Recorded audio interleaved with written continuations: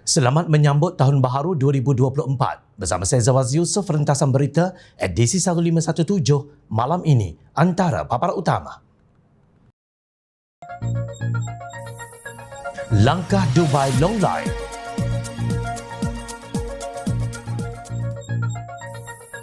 Tiada angin masakan pokok bergoyang.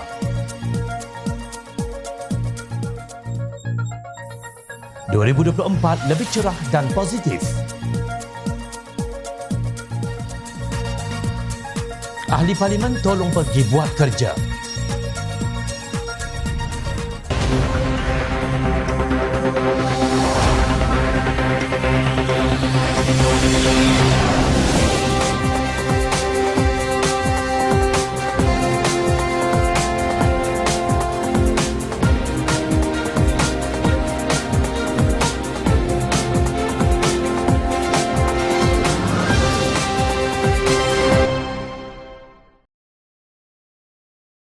Assalamualaikum dan salam sejahtera. Penghujung tahun 2023, kehangatan bahang politik selepas Kerajaan Perpaduan dibentuk setahun yang lalu tiba-tiba meledak semula dengan desas-desus langkah Dubai.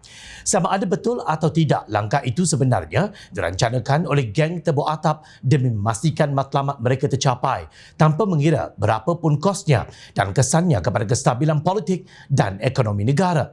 Matlamat mereka ialah memastikan Kerajaan Perpaduan tumbang sesegera yang mungkin kalau boleh sebelum 2024. Dakwaan Timbalan Ketua Pengarah Komunikasi Komuniti Jabatan Komunikasi Komuniti JKOM, Datuk Ismail Yusof, bahawa langkah Dubai timbul sewaktu percutian pemimpin Perikatan Nasional PN termasuk daripada pihak kerajaan di Ibu Kota Emiriah Arab Bersatu UAE baru-baru ini menjadi tajuk berita media tempatan. Dakwanya pertemuan itu berlangsung untuk berunding selain menetapkan tugas tertentu kepada pegawai yang bertanggungjawab bagi mengenal pasti ahli parlimen yang berpotensi beralih sokongan kepada pembangkang dengan sogokan semata-mata mahu menubuhkan kerajaan tebuk atap. Hal ini membuatkan lebih ramai menimbulkan spekulasi terutamanya selepas langkah Sheraton dan langkah London.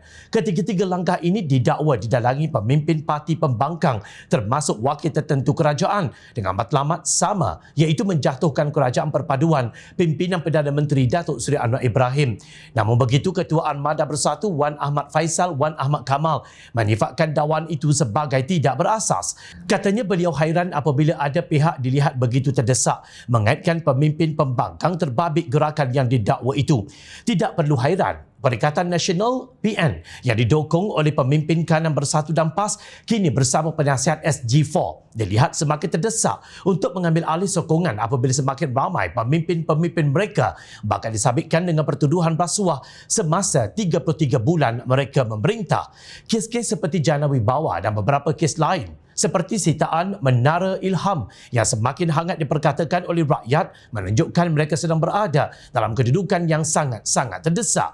Mana mungkin seorang bekas Perdana Menteri bermain tarik tali untuk melepaskan jawatan Presiden Bersatu kecuali mereka mahu berdrama politik belas kasihan daripada rakyat. Itu semua taktik lapuk memancing simpati.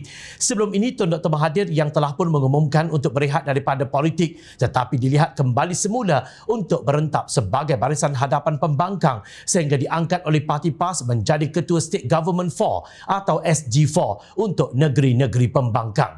Jika difikirkan umur sudah hampir menjangkau 100 tahun tetapi masih giat dan liat mencari kedudukan dalam arena politik negara. Kenapa? Apakah Tun Dr. Mahathir sudah pun menghidu lebih awal Menara Ilham yang dimiliki oleh Tun Daim Zainuddin akan disita SPRM? Sedangkan SPRM mendedahkan Tun Daim telah 5 kali meminta penangguhan bagi menjelaskan dari mana datang sumber membina menara itu. Asas siasatan SPRM sejak Februari lalu adalah daripada pendedahan kertas Pandora atau Pandora Papers yang sehingga kini gagal dijawab Tun Daim sendiri. Mungkin kerisauan itu yang menyebabkan Tun Dr. Mahathir tidur tidak lena, makan tidak kenyang, mandi pula tidak basah. Tun Dr. Mahathir dan Tun Daim tidak akan senang duduk selagi Datuk Datuk Seri Anwar Ibrahim terus menjadi Perdana Menteri kerana akan lebih banyak menara ilham yang akan dijumpa selepas ini. Pengerusi gabungan Parti Sarawak GPS, Datuk Patinggi Tan Sri Abang Johari Tun Openg menyifatkan dakwaan langkah Dubai satu perkara yang hanya membuang masa dan berkata langkah tersebut bakal menimbulkan ketegangan politik sekiranya ia benar-benar berlaku. Langkah Dubai, ia hanya membuang masa, ujarnya ketika ditanya mengenai dakwaan langkah Dubai yang tular baru-baru ini. Dalam masa yang sama, Premier Sarawak itu turut terkejut apabila namanya dicalonkan sebagai Perdana Menteri PM dalam langkah berkenaan. Apabila saya membaca berita, saya hairan. Nama saya turut dicalonkan sebagai Perdana Menteri, saya agak terkejut. Kita dalam GPS perlu ukur di badan sendiri. Kita dalam Parlimen hanya ada 23 kerusi. Kita tidak mahu sekiranya ada calon PM dalam GPS. Mereka akan tekan kita. Kita GPS bukan bodoh, tegasnya. Jelasnya GPS kini hanya fokus untuk meningkatkan ekonomi sekaligus menambah pendapatan Sarawak. Kelihatannya kini langkah demi langkah yang cuba diusahakan oleh geng tebuk atap semakin lama semakin longlai menemui jalan buntu. Sebaliknya, semakin ramai ahli parlimen pembangkang menyokong kerajaan perpaduan hari ini demi kestabilan politik negara. Kepada Perikatan Nasional, terimalah kenyataan kerajaan perpaduan akan terus bertahan dan kita akan berentap semula pada PRU ke-16. Jaga keharmonian demokrasi, hormati mandat rakyat. Ada yang kata tidak pernah mendengar mengenai istilah langkah Dubai. Ada yang menganggapnya sekadar ilusi dan tidak kurang pula yang mengandaikannya sengaja direka untuk mengalih perhatian rakyat daripada isu sebenar yang sepatutnya ditangani kerajaan. Dalam pada itu, ada yang mendakwa langkah itu didalangi oleh tokoh tertentu dan siap menamakan pelaku-pelakunya. Sesiapa sahaja boleh membuat tafsiran sendiri, tetapi tiada siapa boleh memberi kepastian sama ada ianya benar-benar ada atau sebaliknya. Namun jika tiada angin masakan pokok bergoyang. Pun begitu, ia tetap menjadi perbualan menarik menjelang akhir tahun 2023 dengan jari dituding kepada pihak-pihak yang berlawanan sebagai membayangkan langkah Dubai sememangnya ada atau seperti diistilahkan oleh Ahli Majlis Kerja Tertinggi MKT UMNO, Datuk Seri Ahmad Maslan, hanyalah fata morgana semata-mata. Menurutnya, perkara itu adalah mustahil kerana tanpa sokongan 30 ahli parlimen UMNO sekalipun, kerajaan hari ini masih kekal. Langkah Dubai ini hanya fata morgana atau khayalan. Seramai 30 ahli parlimen UMNO dan Barisan Nasional BN sudah menandatangani untuk membayar 100 juta ringgit jika ingin melompat parti. Siapa yang ada wang sebanyak itu? Jika 30 ahli yang keluar pun, kerajaan masih kekal dengan 122 sokongan. Katanya, menerusi hantaran di aplikasi X Ahad lalu, dipetik Sinar Harian. Sebelum ini tular di media sosial berhubung dakwaan sekumpulan ahli Parlimen Perikatan Nasional PN berada di Dubai sebagai percubaan untuk menghadap Yang di-Pertuan Agong. Menurut dakwaan berkenaan, beberapa ahli Parlimen BN turut berada di negara tersebut bagi melakukan percubaan yang sama. Dalam pada itu, Ahmad menambah rakyat di negara ini hanya menginginkan kestabilan dan kekuatan ekonomi. Desas-desus itu menerusi laporan media memetik kenyataan Timbalan Ketua Pengarah Komunikasi Komuniti Jabatan Komunikasi Komuniti JKOM, Datuk Ismail Yusof, yang mendakwa ada gerakan terbaru dirancang bagi menjatuhkan kerajaan Anwar didalangi pemimpin PN. Ismail mendakwa memperoleh maklumat daripada pelbagai sumber, turut mendakwa ada pembabitan tokoh politik veteran berpengaruh berpangkat tun yang bersekongkol dengan pembangkang, termasuk dikatakan menggunakan sumber asing untuk menggulingkan pentadbiran Anwar, menyifatkan langkah itu sebagai satu pengkhianatan dan satu konspirasi politik berniat jahat yang berpotensi mengancam kedaulatan dan keselamatan negara. Ismail menggesa Perdana Menteri bertindak tegas agar individu yang dikatakan terbabit disiasat. Bagaimanapun, dakwaan JKOM itu segera ditempelak sebagai sengaja digempar-gempurkan. Ketua Pemuda Bersatu Wan Ahmad Faisal Wan Ahmad Kamal berkata PN tidak tahu mengenai langkah Dubai di samping menafikan ianya wujud. Hujah itu turut disokong Ketua Pemuda PAS Ahmad Fadli Syari dan Ketua Penerangan Bersatu Datuk Razali Idris. Kebetulan langkah Dubai didakwa diatur beberapa pemimpin PAS dan Bersatu untuk mendapatkan sokongan sebahagian ahli Parlimen BN dan Parti Pesaka Bumi Putra Bersatu PBB. Naib Presiden Kanan PBB Datuk Seri Fadilah Yusof dalam pada itu turut menolak khabar angin berkenaan dan mengulangi bahawa keutamaan GPS ialah mempunyai kerajaan stabil dan kukuh dengan mengulangi sokongan kepada kerajaan perpaduan pimpinan Anwar. Menegaskan GPS tiada masa melayan drama politik, Timbalan Perdana Menteri menolak mesej tular yang mendakwa jawatan Perdana Menteri turut ditawarkan kepada PBB selain autonomi lebih besar dan 20% royalti hasil minyak kepada Sarawak. Saya tidak tahu mengenai langkah Dubai. Kami mahu fokus semua usaha atas pemulihan ekonomi dan kesejahteraan rakyat, katanya di petik Borneo Post. Pengarah komunikasi UMNO Datuk Lokman Nur Adam bagaimanapun mendakwa bahawa langkah Dubai memang wujud, tetapi 100% pasti rancangan itu akan gagal. Mereka hanya boleh menggunakan sokongan ahli parlimen untuk menukar Perdana Menteri. Kalaupun mereka dapat membeli ahli parlimen kerajaan sehingga mendapat jumlah minimum 112 yang diperlukan, mereka masih tidak dapat menubuhkan kerajaan kerana perlu mendapat perkenan yang di-Pertuan Agong, katanya. Apakah maknanya semua ini? Ia boleh diumpamakan sebagai ungkapan tolong sedar diri kepada gabungan pembangkang yang bercita-cita untuk mengambil alih kerajaan. Baik langkah London sebelumnya, langkah Dubai atau langkah tebuk atap seterusnya, tiada satu pun yang akan berjaya kerana pembangkang hanya bermimpi di siang hari. Langkah Dubai ternyata sudah gagal dan sepatutnya menjadi pengajaran kepada sebarang rancangan untuk menukar kerajaan sebelum PRU16 yang dijangka pada tahun 2027. Berhentilah menyalak bukit. Noktah. Perdana Menteri Datuk Seri Anwar Ibrahim mengharapkan kedatangan Tahun Baharu 2024 akan memberi satu suasana lebih cerah dan positif kepada rakyat, dengan kerajaan perpaduan akan menumpukan usaha terhadap pembangunan ekonomi demi kesejahteraan warganya. Beliau yang juga Menteri Keuangan berkata usaha memacu pertumbuhan ekonomi negara akan terus menjadi tumpuan kerajaan bagi meredakan kesusahan rakyat daripada pelbagai aspek seperti inflasi, pengangguran dan kos sara hidup, selain menjamin perkhidmatan mutu pendidikan dan kesihatan.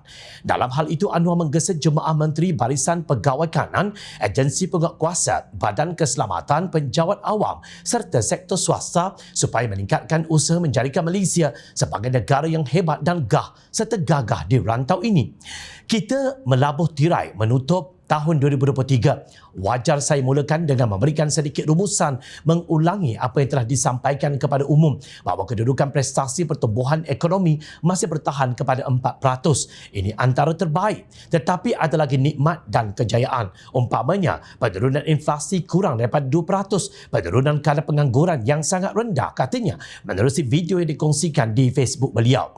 Bagaimanapun, Anwar berkata beliau tidak mahu terpukau dengan angka dan data berkenaan kerana ukuran sebenarnya ialah kemaslahatan, kebajikan serta kesejahteraan rakyat, dan kos sara hidup yang dihadapi oleh rakyat ketika ini masih perlu ditangani. Perdana Menteri berkata tumpuan penuh terhadap usaha memacu pertumbuhan ekonomi perlu dilakukan dengan memperbetulkan tata kelola dan kepimpinan serta pentadbiran awam.